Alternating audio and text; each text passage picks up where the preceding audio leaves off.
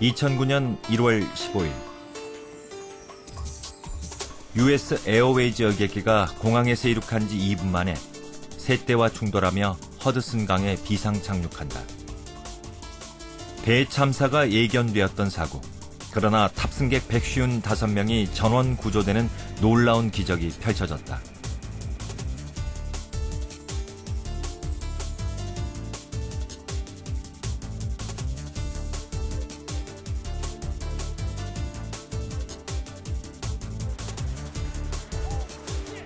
(2001년 9월 11일) 뉴욕 한복판에서 3,000명에 달하는 목숨을 앗아간 끔찍한 테러. 하지만 그 아비규환의 현장에서 2,000명이 넘는 직원 대부분이 생존한 회사가 있었다.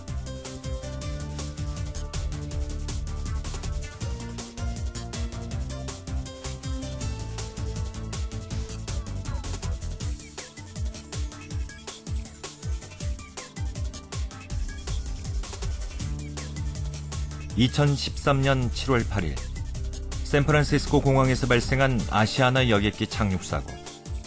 언제 폭발할지 모르는 여객기 안에서 승무원들은 무엇을 해야 할지 정확히 알고 있었다.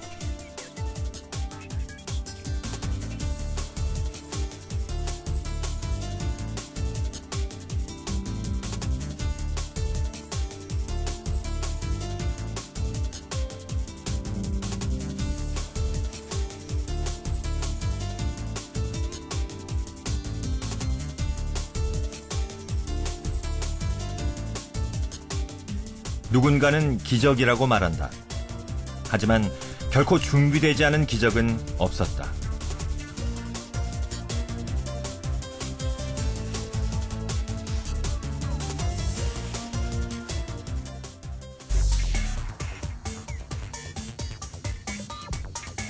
평범한 일상에 예고 없이 찾아오는 각종 재난과 사고들.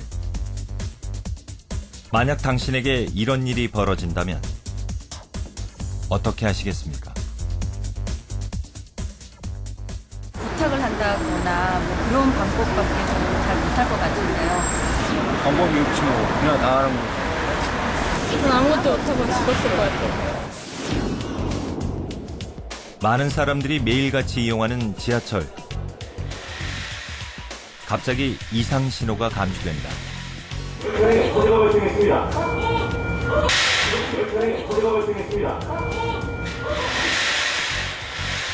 순식간에 화염에 휩싸인 객차.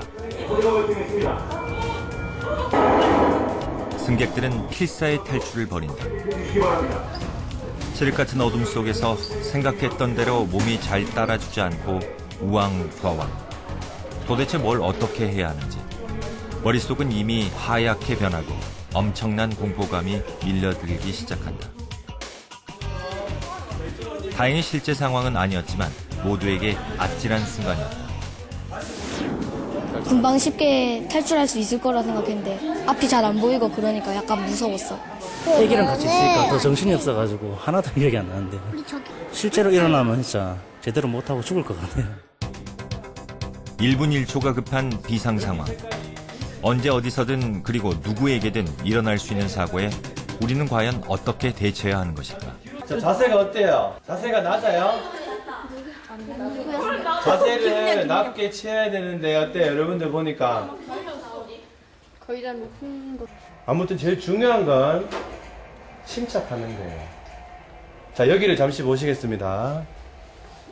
연기는 1초에 3에서 5m씩 위로 올라갑니다.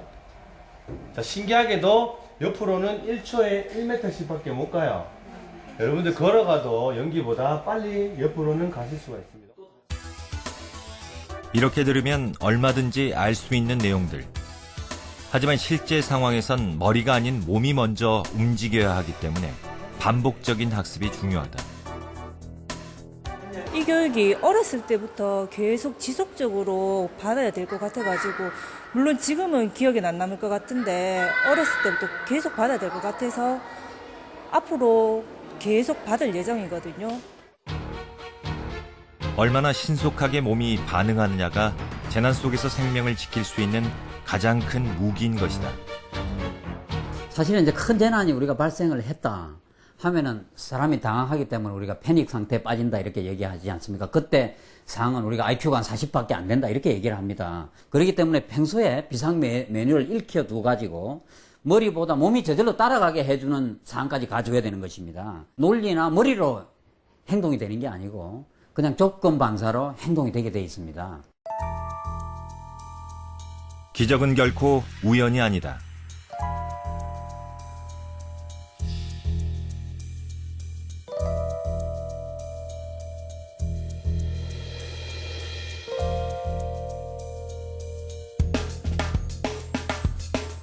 (1900년경) 러시아의 생리학자 파블로프는 특별한 실험을 통해 한 가지 원리를 발견했다.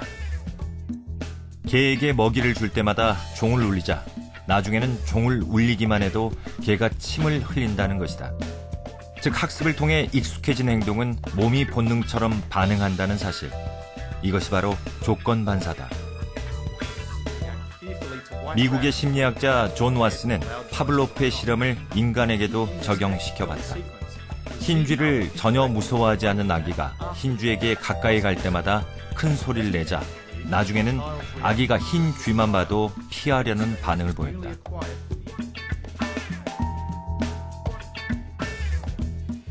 어떠한 상황에서 우리 몸이 먼저 알아서 행동하는 조건 반사.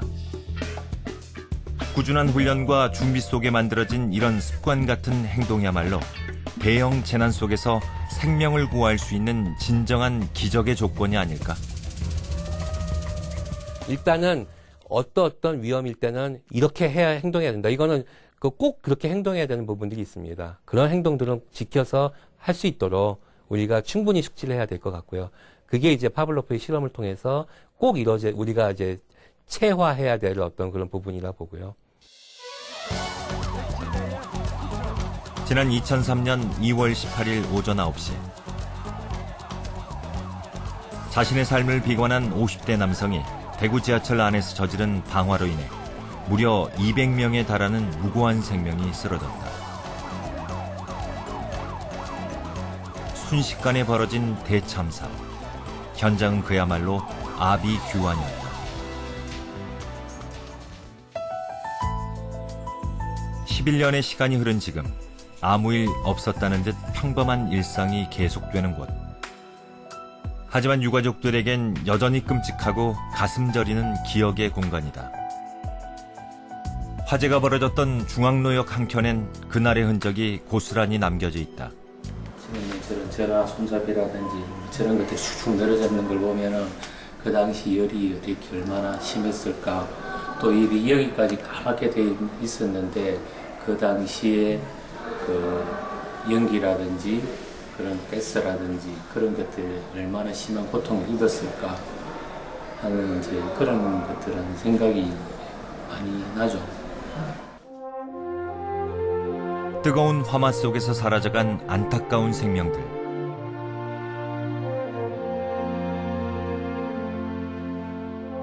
너무나도 어처구니 없이 생을 달리한 그들은 모두 누군가의 소중한 가족이었다. 엄마가 보고 싶은데 볼 수 없는 이 현실이 너무 가슴 아파.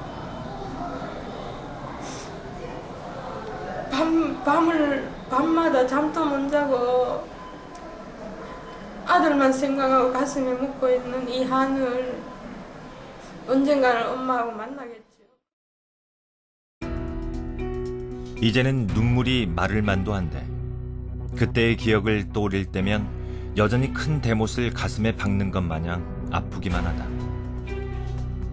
200명에 달하는 많은 희생자가 발생했던 이유는 화재도 화재였지만 사고 초기 기관사의 우왕좌왕한 미숙한 대처가 수많은 사람들의 생과 사를 갈랐다. 지시받은 대로밖에 움직일 수 없는 한계가 있기 때문에 빨리 지시를 내려다오. 어떻게 할까? 명을 내려다오라고 지속적으로 요구를 합니다. 성모는. 근데 거기에 대해서 운정사령은 즉각적인 답을 못합니다. 그러다가 이제 막판에 나온 얘기가 판 내리고 탈출해 이런 얘기입니다. 그 이제 판 내리고 탈출해라는 얘기가 판 내리는 얘기가 막 손길을 뽑으라라는 얘기다라고 하더라고요. 하라는 대로 한 거예요. 이 사람은 지극히 수동적으로 움직인 겁니다. 엄청난 재난 속에서 책자에 적혀있는 수백 가지 안전 매뉴얼은 아무런 도움이 되지 않았다. 몸이 무엇을 해야 할지 즉각적으로 판단하지 못했고 결국 대참사로 이어진 것이다. 국민들 마음속에는 평상시에 사고에 대해서 무감각하고 또 사고가 일어났다 하더라도 사고는 나를 피해가는 것, 나와 상관없는 것, 이런 무감각한 것이 있고, 또 하나는 사고가 나도 난 살 수 있어 라는 막연한 기대, 막연한 자신감이 있는 거죠. 이것이 바로 참사를 부르는 하나의 단초다. 대구 지하철 참사가 벌어진 지 11년 후. 그날의 끔찍했던 기억을 다시금 떠올리게 만든 사건이 벌어진다. 2014년 5월 28일 서울 지하철 3호선에서 화재가 발생했다. 사회의 불만을 품은 누군가의 방화. 당시 전동차 안에는 370여 명의 승객이 탑승 중이었다. 11년 전의 악몽이 재현될 수도 있었던 일촉즉발의 상황. 하지만 이번엔 그때와 달랐다. 당시 우연히 사건이 벌어진 객차에 탑승했던 영무원 권순중 씨. 제가 승차한 곳이 여기 4-2였습니다.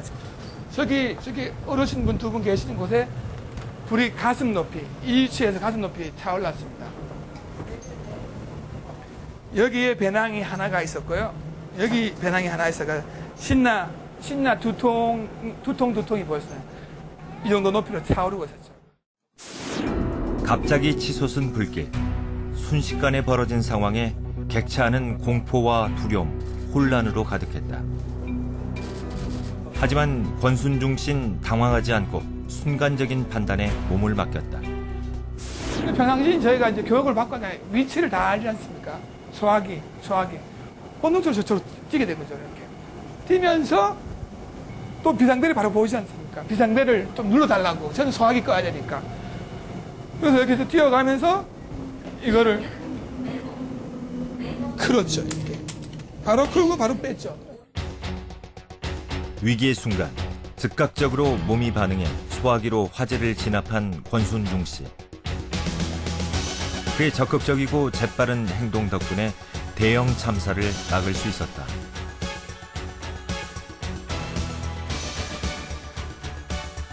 본능적으로 튀어나온 행동. 하지만 이것은 절대 우연이 아니었다. 저희가 매달 안전교육하고 뭐 소화기라든지 소화기는 물론이고 방독면, 뭐 인공호흡기 직원들이 누구든지 그런 상황이면 본능적으로 할 수 있다고 저는 생각합니다. 그런 교육을 자주 했기 때문에 그 학습 효과가 몸에 밴 어떤 그게 됐기 때문에 된 결과라고 봅니다. 200명에 달하는 사망자가 발생한 대구 지하철 참사. 단 한 명의 부상자도 없었던 도곡역 지하철 화재. 똑같은 상황에 순간의 대응이 참사와 기적을 가른 것이다.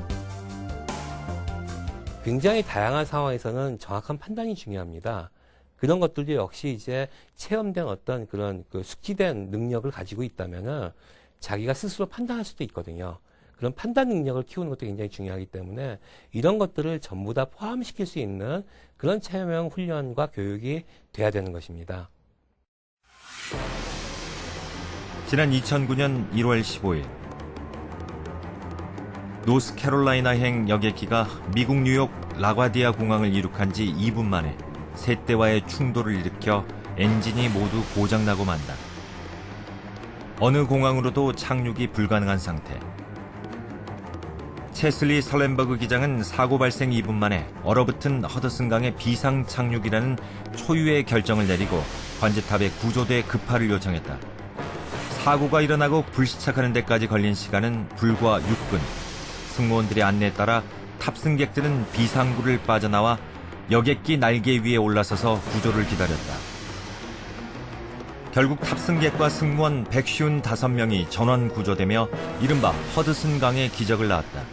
설렌버그 기장은 이 놀라운 결과는 평소 훈련받은 대로 행동했기 때문이라고 말했다. expecting the unexpected and having an effective plan for dealing with it must be in the very makeup of every professional airline pilot. 2001년 9월 11일 뉴욕 한복판에서 벌어진 끔찍한 테러.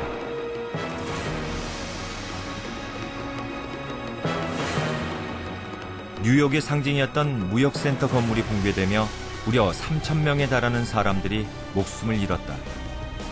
하지만 이 속에서 2,000명이 넘는 직원들이 무사히 탈출에 성공한 회사가 있었다. 바로 모건 스탠리사다. 이 놀라운 기적이 가능했던 이유는 바로 보안 책임자 릭 리스콜라 덕분이다. 그는 평소 자주 예고 없이 비상벨을 울려 최대한 비상 상황과 근접하게 훈련을 실시했고, 심지어 외부인들도 기본적인 안전 브리핑을 받도록 했다.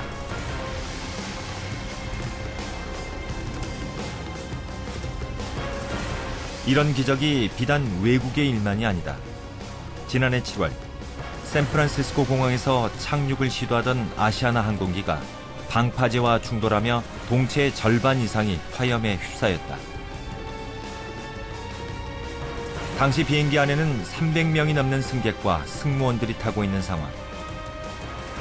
그러나 누구보다 침착했던 승무원들은 매뉴얼에 따라 이른바 항공기 사고의 골든타임이라 불리는 90초 안에 승객들을 일사천리로 대피시켰다.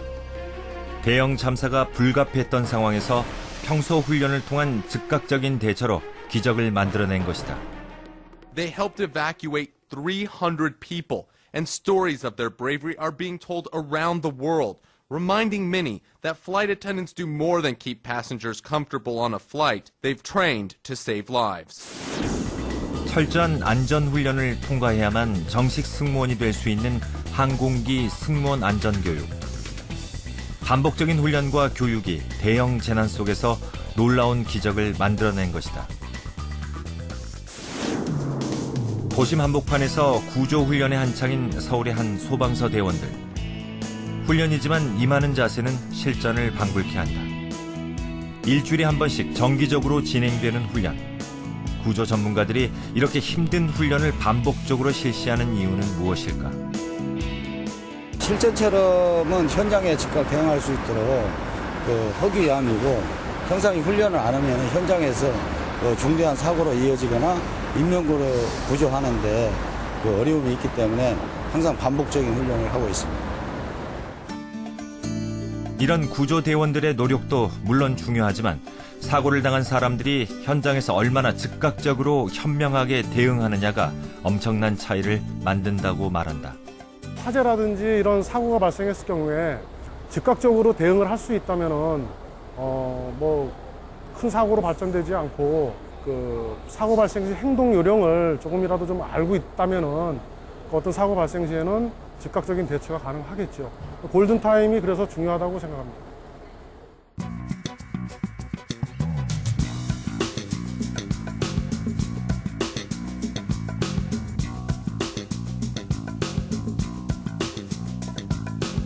생과 사를 가르는 시간 골든타임.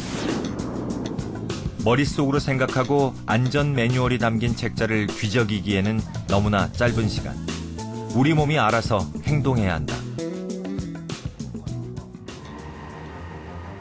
비상 상황에서 내 몸이 즉각적으로 위험을 감지하고 대처할 수 있는 능력. 100가지의 훌륭한 이론도 수천 권의 안전 책자도 실행되지 않으면 아무 소용이 없다. 룰이 필요하고 매뉴얼이 필요한데 그것을 어떻게 만들 것이냐 할 때는 3S인데 말은 굉장히 쉽습니다. Selective 영어로 하면 맞춤형으로 다양한 전문가들이 다양한 시각으로 그 매뉴얼이나 사항을 만들어야 되기 때문에 스마트하게 가장 정확한 답을 낼 수 있도록 사전에 유도가 돼야 되겠고요.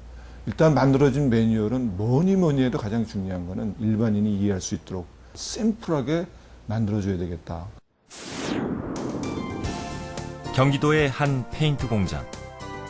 회의를 진행하기에 앞서 안전보건수칙에 대해 안내하도록 하겠습니다. 현재 저희가 위치하고 있는 곳은 관리동 1층 회의실로 화재 감지기 작동 시 지금 보이시는 화살표 방향을 통해 출입구로 대피하시고 건물 밖에서는 지금 보이는 화살표 방향을 통해 정문으로 신속히 대피하시기 바라겠습니다. 매일같이 회의 시작 전에 실시되는 안전교육. 직원들에게 비상구의 위치와 비상조치 매뉴얼 등을 최대한 간결하지만 꼼꼼히 숙지시킨다. 업무하시기 전에 매일매일 같이 교육을 하고 있고요. 그다음에 이제 본 회의 때도 이제 시작 전에 안전보건 수칙을 지금 교육받고 있었습니다. 화재 발생 시 이제 인명피해나 뭐 대량 재산 피해가 나기 때문에요.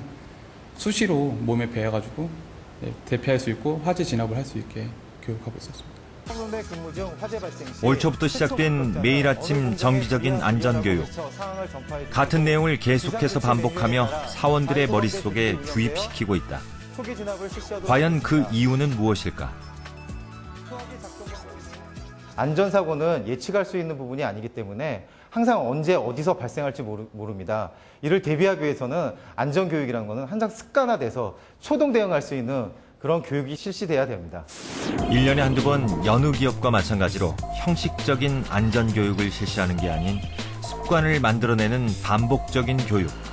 물론 처음부터 이런 교육이 실시된 것은 아니다. 지난 3월 이곳 최고 경영자로 취임한 허성 사장. 취임 이후 그가 가장 강조한 것은 기업 매출이 아닌 안전이었다.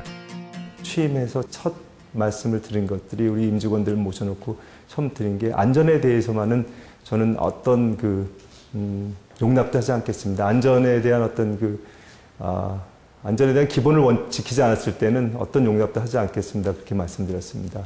그러니까 저희 회사의 가장 중요한 자산을 지키겠다는 그런 어떤 의지고 또 그렇게 해야만 우리 회사가 발전할 수 있다고 느끼고 있습니다. 그동안 여러 다국적 회사에서 오랫동안 일했던 허성 사장. 이 회사들의 공통점은 끊임없이 안전교육을 실시한다는 것이다. 허성 사장은 이런 교육을 통해 특별한 경험을 했다. 작년 10월 말 아틀란타에서 회의가 있었습니다. 12시 이후 1시 사이였는데 깜빡 잠이 들은 사이에 비상벨이 울렸습니다. 그래서 비상벨이 울렸을 때 옆에 있는 패스포트와 제 전화기만을 가지고 굉장히 빨리 문 밖으로 나갈 수 있었습니다. 그 비상구를 저희는 항상 가게 되면은 호텔이라든지 어느 건물에 들어가면 비상구의 위치 그리고 현재 있는 호텔 방에서부터 비상구까지를 항상 먼저 알아보는 그런 훈련을 받았습니다. 그래서 그대로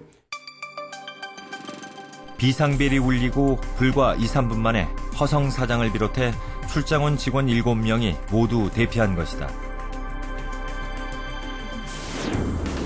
화학물질을 다루는 페인트 공장인 만큼 이러한 철학을 바탕으로 안전사고에 신경을 쓰고 있다. 상시적인 안전교육 외에도 틈날 때마다 시설 안전 점검이 꼼꼼히 이루어진다. 가동전 점검은 매일 실시를 하고 있고요. 정기 안전 점검은 연 4회 이상 실시를 하고 있습니다. 필요시에 특별 안전 점검을 도입을 해서 실시를 하고 있습니다. 비상벨과 함께 화재 발생을 알리는 방송. 순식간에 붉은 연기가 공장 밖으로 퍼져나오는 일촉즉발의 상황. 직원들은 평소 교육받았던 대로 신속하게 움직이기 시작한다. 일사불란하게 소화기를 집어들어 화재를 진압하는가 하면 재빨리 소방전을 찾아 호스를 꺼내 물을 뿌리고 그 사이 소방차까지 출동한다. 불과 5분도 채 되지 않는 시간에 모두들 매뉴얼대로 행동한 것이다. 물론 이것은 실제 상황이 아닌 훈련. 이곳에선 불시에 이런 훈련들을 실시해 직원들의 실전 감각을 높이고 있다. 반복된 훈련을 하다 보니까 어떤 상황에 떨어졌을 때 본인이 해야 될 업무 분장이랄까 이렇게 숙지되어 있는 상황입니다. 그래서 이제 몸으로 익혀서 움직인다고 보시면 되겠습니다. 비상사태가 일어났을 때 글쎄요, 머리보다는 몸이 더 빨리 반응해야지 되는 것이고요. 실제 그렇기 위해서 아주 작은 사소한 일부터 반복해서 실행을 해야 될 것 같습니다. 선진국에선 이미 오래전부터 실전에 활용할 수 있는 단순 명료한 안전교육을 반복해서 학습하고 있다. 단순히 이론적으로 머릿속에 집어넣는 것이 아니라 실제 상황 발생 시 몸이 반응할 수 있는 안전교육을 실시하는 것이다. 실질적으로 할 수 있고 실질적으로 작동할 수 있느냐 문제입니다. 실질적으로 해봤느냐. 실질적으로 해보지 않고 우리 머릿속으로 이성적으로 될 것이라고 생각하는 것은 상황 발생 시에 IQ가 40되는 상태에서는 절대로 작동되지 않습니다. 천안의 한 실내 수영장. 요즘 이곳에선 특별한 수영 강습이 펼쳐지고 있다.